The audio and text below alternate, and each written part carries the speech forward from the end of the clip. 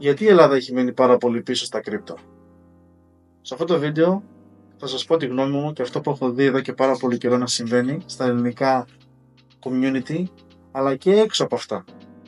Ασχολούμαι εδώ πέρα περίπου 3,5 χρόνια με τα κρύπτο και εδώ και ένα χρόνο περίπου έχω το δικό μου το group, το οποίο έχω δει πάρα πολλά παιδιά που έχουν μπει μέσα να είναι στο ίδιο επίπεδο με όλους.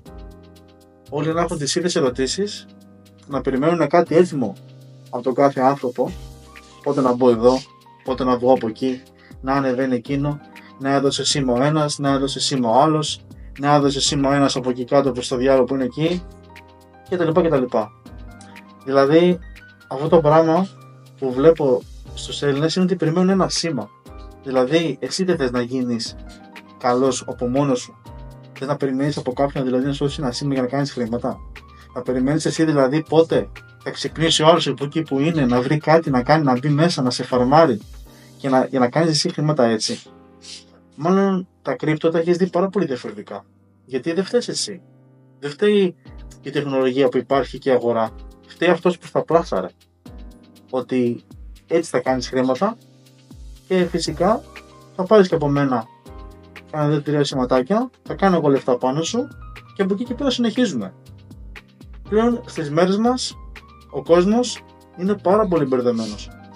Έρχονται σε μένα παιδιά στο group και τους λέμε εδώ θα σου δείξουμε πώς να γίνεις δυνατός, να κάνεις καθημερινά λεφτά 40, 50, 100 ευρώ την ημέρα από το PC εδώ πίσω μόνος σου, χωρίς σήματα, χωρίς τίποτα έτοιμο.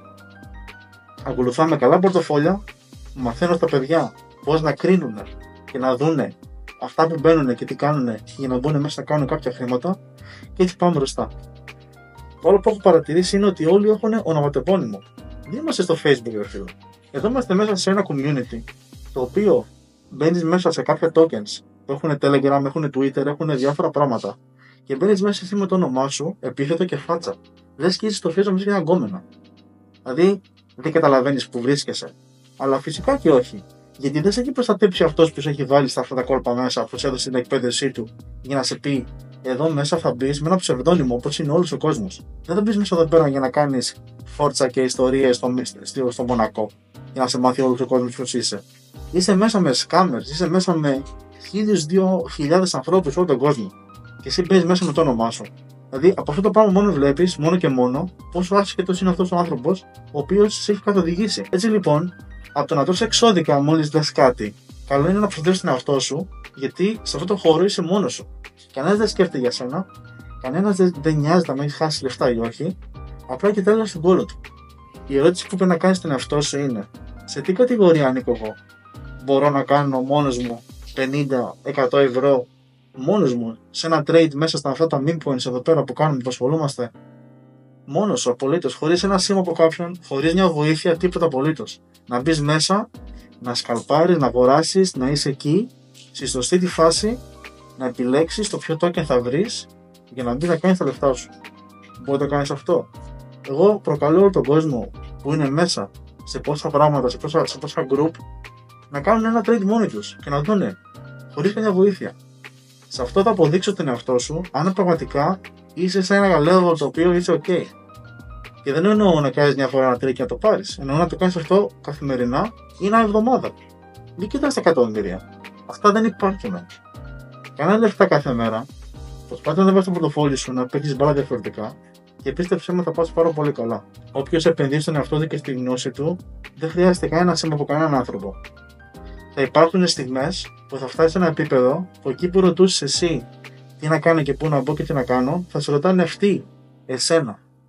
Αν θες να φτάσεις σε αυτό το σημείο και να σταματήσεις να ψάχνεις τον επόμενο γκουρού που θα σου πει πώς να γίνεις πλούσιος και αυτά, έλα σε εμάς να σου δείξουμε την πραγματική έννοια του trade και δεν θα σε αφήσουμε εκτεθειμένο. Θα σε βοηθήσουμε να φτάσεις στο σημείο που πρέπει να φτάσεις. Δεν θα σε ταΐσουμε τα έτοιμα, δεν θα σε έχουμε μέσα απλά να κάθεσαι και να μην μπορείς να βγάλεις άκρη και να ντρέπεσαι να μιλήσεις και μόλις σου μιλήσει κάποιος σου πει κάτι, τράβα στην εκπαίδευση, γιατί εκεί θα μάθεις όλα.